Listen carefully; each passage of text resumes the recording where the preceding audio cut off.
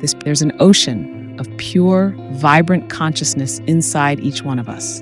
This pure consciousness is called by modern physics the unified field. It's at the base of all mind and all matter. And they now say, modern science says all of matter, everything that is a thing emerges from this field.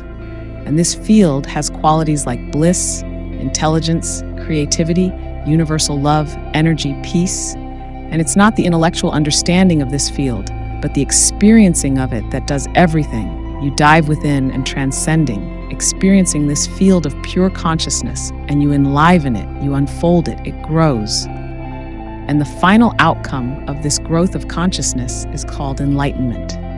Intuition grows. This field is a field of pure knowingness. You dive in there, you sort of just know how to go. You know how to solve solutions. It's like an ocean of solutions. The enjoyment of the doing, the enjoyment of life grows. Huge. People look like friends and not like enemies. It's a beautiful, beautiful thing, and it's us. That level of life, we are all one. Thanks for tuning in. Remember to hit the subscribe button, give us a thumbs up, and drop a comment below.